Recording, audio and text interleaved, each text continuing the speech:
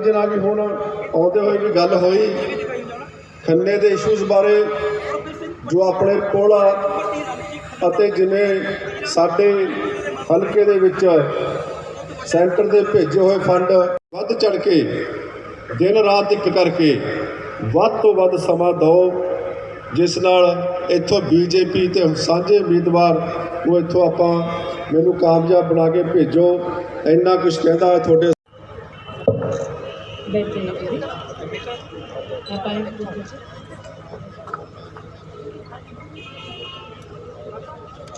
चुनाव की रणभूमि पर जब शंखनाद हो युद्ध का, तब इस बात से योद्धा गौरवान्वित होता है कि उसके संरक्षण का आशीर्वाद मांगने बैठे बैठे स्वयं परिवार समाज उपस्थित होता है। आज इस चुनावी सभा में उपस्थित हो आप सब ने गुरप्रीत जी के लिए आशीर्वाद का जो संकेत दिया है, उस संकेत को देख इस बात का विश्वास है कि ये नागरिक 20 तारीख को पोलिंग बूथ पर जाएंगे, कमल का बटन दबाएंगे और गुरप्रीत जी को जिताएंगे। आज मेरा सौभाग्य है जय श्री राम कि ऐसे इलाके में आई हूं जिसे एशिया की सबसे बड़ी अनाज की मंडी नसीब है। गर्व इस बात का कि आज उसी धरती पर, उसी प्रदेश में भारतीय जनता पार्टी का कार्यकर्ता सर उठाकर कह सकता है कि इतिहास में सबसे ज्यादा खरीद अनाज की किसान के समर्थन में अगर किसी ने की तो भारतीय जनता पार्टी की सरकार ने की। अगर मात्र आप एमएसपी की योजना देख लें तो साल 2020-21 में 132 लाख मेट्रिक टन गेहूं एमएसपी के ऑपरेशन के माध्यम से भारत सरकार ने खरीदी और किसानों को 23,000 करोड़ रुपया सीधा उनके बैंक के खाते कि किसान ने भारत सरकार के इस प्रशासनिक ढांचे को स्वीकार किया, भारत सरकार के सहयोग से अपना अनाज राष्ट्र की सेवा में प्रस्तुत किया और वाजिब दाम सीधा अपने बैंक के खाते में पाया। ये वो अनाज है जो देश के 80 करोड़ हिंदुस्तानियों को 19 महीने मुफ्त भारत सरकार ने दिए। कोरोना की महामारी जब दुनिया को अपनी चपेट में ले रही थी तो विश्व के कई दिग्गजों ने इस चिंता को व्यक्त किया कि जब मौत दस्तक दे रही हो ऐसे में गरीब क्या खाएगा, क्या करेगा। हिंदुस्तान ने विश्व पटल पर एक स्वर में कहा कि हमारे देश का संरक्षण हमारा सेवक करता है और उस सेवक का नाम नरेंद्र दामोदर दास मोदी है। अकल्पनीय है कि 135 करोड़ से ज्यादा की आबादी में कोई भी सरकार गरीब के घर तक 19 महीने मुफ्त का राशन भिजवाए। आज खन्ना की जनता से निवेदन करूंगी कि दिल पर हाथ रखकर कहिए अगर महामारी के इस आलम में केंद्र में सरकार कांग्रेस की होती तो क्या 80 करोड़ हिंदुस्तानियों के घर पर 19 महीने मुफ्त का राशन पहुंचता? यह संभव इसीलिए हुआ क्योंकि साल 2014-2019 में आपने कमल के निशान को अभूतपूर्व प्रेम और आशीर्वाद दिया और अब बारी आई है कि शूरवीरों की यह धरती पंजाब में भी कमल का फूल खिले। इसलिए आज हाथ जोड़कर निवेदन करने आई हूं कि आप सब पोलिंग बूथ पर जाएं, कमल का बटन दबाएं, गुरप्रीत जी को जिताएं। भारतीय जनता पार्टी जिंदाबाद। लुधियाना से जब खन्ना मेरा आगमन हुआ, नम्रता से मुझसे एक बात कही। कहा, स्मृति जी, पंजाबियों में बेटी को देते हैं, लेते नहीं। जय श्री राम। बेदी जी को याद है कि आज भले ही नाम स्मृति ईरानी हो, ब्याह से पहले तो मल्होत्रा था। जय श्री राम। जय श्री राम। उन्होंने कहा कि बेटियों से हम कभी कुछ लेते नहीं, देते हैं, लेकिन आज मैं मांगने पर मजबूर हूं और मांगता हूं कि हम गुरप्रीत जी को जिताएंगे, फिर दिल्ली आएंगे, फिर जो NHAI पर पुल का काम हुआ है उसका समाधान नितिन गडकरी से लेकर मैंने कहा, पंजाबियों में बहनों की भी एक रीत है, विपदा की घड़ी में और कोई काम आए या ना आए, बहन हमेशा तटस्थ खड़ी रहती है। इसलिए आज बेनी जी आपको भी वचन देती हूं, गुरप्रीत जी के जीतने के 24 घंटे बाद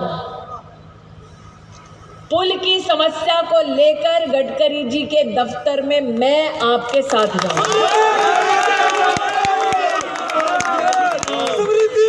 जय श्री राम। जय श्री राम। जय श्री राम। आज एक आनंदित भाई जय श्री राम के नारे दे रहा है, जय घोष कर रहा है। उस भाई से कहना चाहती हूं, किस्मत अच्छी है हमारी कि देश का प्रधान सेवक नरेंद्र मोदी है, वरना कांग्रेस की चलती तो उन्होंने तो कोर्ट में दस्तावेज लिखकर दे दिया था कि भगवान राम का कोई अस्तित्व ही नहीं है।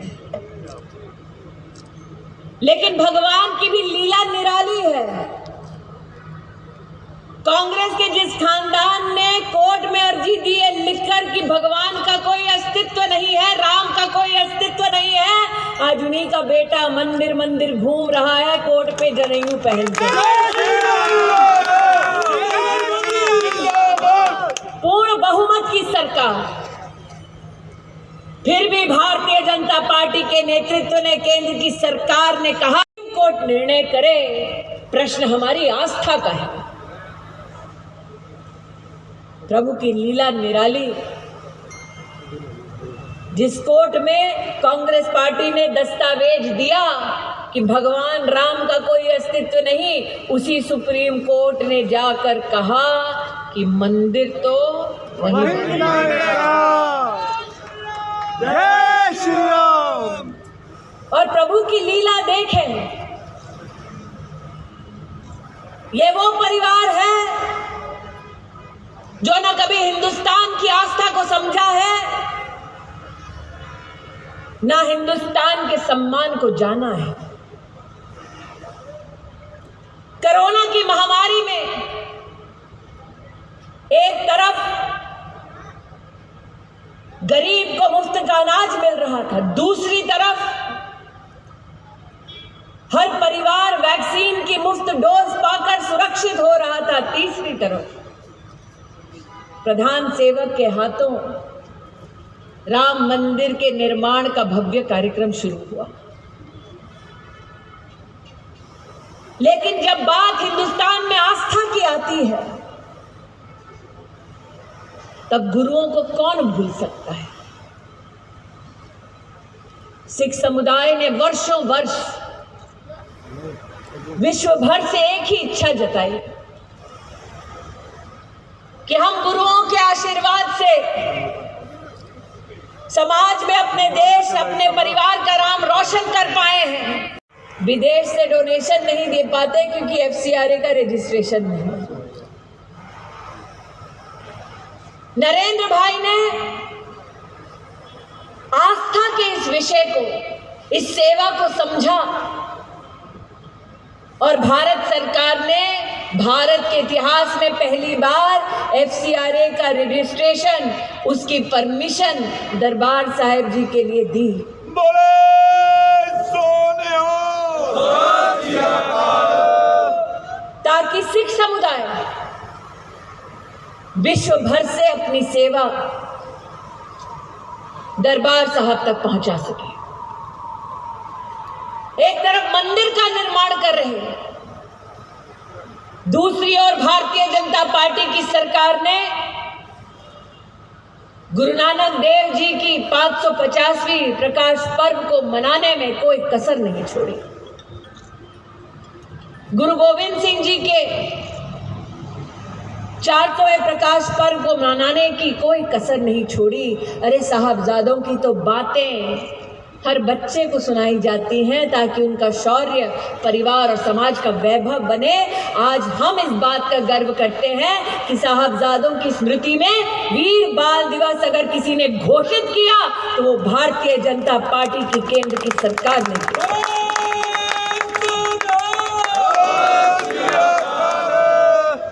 प्रश्न ये उठता है, भाजपा की सरकार ने ये सारे 59 सालों में पंजाब की दृष्टि से देखें तो गांधी खानदान की क्या सौगात है। यहां कौन है जो 84 के दंगों को भूला है। 30 साल जिन लोगों ने अपनों को खोया 84 के दंगों में, उन्होंने देखा एक तक कैसे कांग्रेस पार्टी के नेताओं ने उन लोगों का संरक्षण किया जिन्होंने इस पुण्य भूमि पर खून की नदियां बहाई। भारतीय जनता पार्टी ने जनता को वचन दिया था कि हम इंसाफ करवाएंगे। 300 से ज्यादा केसेस खोले गए, चार्जशीट दाखिल की गई और वो कांग्रेस के नेता जो मासूमों का खून बहाने के बाद सरेआम घूम रहे थे गांधी खानदान के संरक्षण में, उनको अगर जेल की हवा किसी ने खिलाई तो उस पार्टी का नाम भारतीय जनता पार्टी। भारतीय जनता पार्टी जिंदाबाद। 3000 से ज्यादा ऐसे परिवार हैं जिनको 5 लाख रुपए का मुआवजा अगर किसी ने दिलाया तो भारतीय जनता पार्टी ने दिलाया। आज सवाल कांग्रेस पार्टी से यह उठता है, सत्ता जब तुम्हारे पास थी तुमने मासूमों का खून क्यों बहाया? सत्ता जब तुम्हारे पास थी तुमने मासूमों को इंसाफ क्यों नहीं दिलाया? सत्ता जब तुम्हारे पास थी तो जिन लोगों ने मासूमों को मौत के घाट उतारा तुमने उनको नेता क्यों बनाया? सवाल कांग्रेस पार्टी के लिए कई है और उन सवालों की झड़ी में एक सवाल आज आपसे पूछना चाहते हैं। यहां कितने लोग उपस्थित हैं जो कम से कम एक ऐसे परिवार को जान,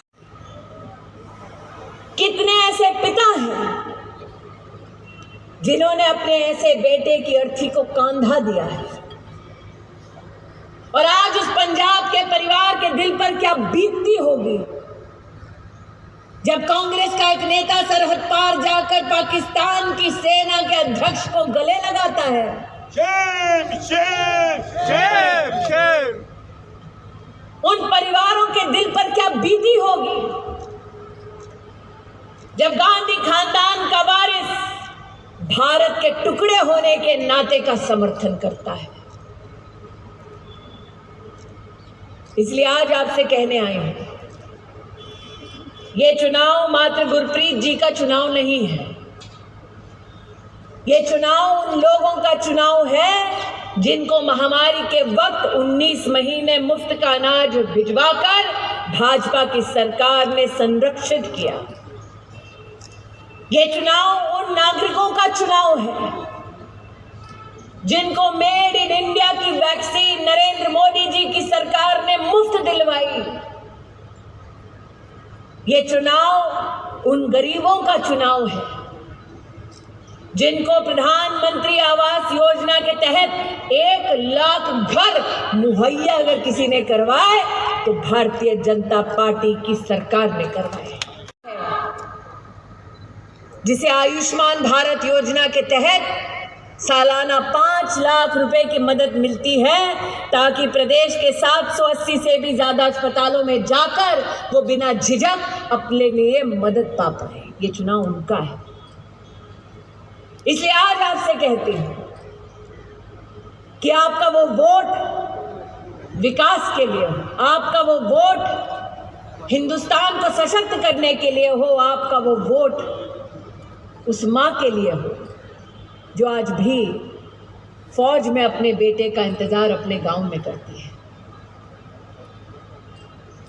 जब विकास की बात करते हैं तो लक्ष्मी का स्वरूप सामने आता है। और लक्ष्मी की खासियत क्या है कि लक्ष्मी जब घर आती है तो किसी का हाथ पकड़कर नहीं आती है।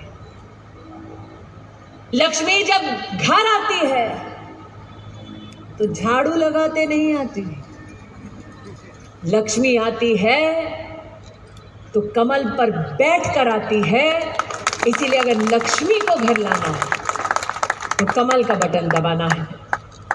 इस विश्वास के साथ कि आप विकास रूपी लक्ष्मी को घर लाएंगे, पोलिंग बूथ पर जाकर कमल का बटन दबाएंगे, गुरप्रीत सिंह भाटी जी को जिताकर पुल के समाधान के लिए दिल्ली आएंगे, इस विश्वास को व्यक्त करते हुए अपनी वाणी को विराम देती हूँ। जय हिंद, जय भारत, बोलो भारत माता की।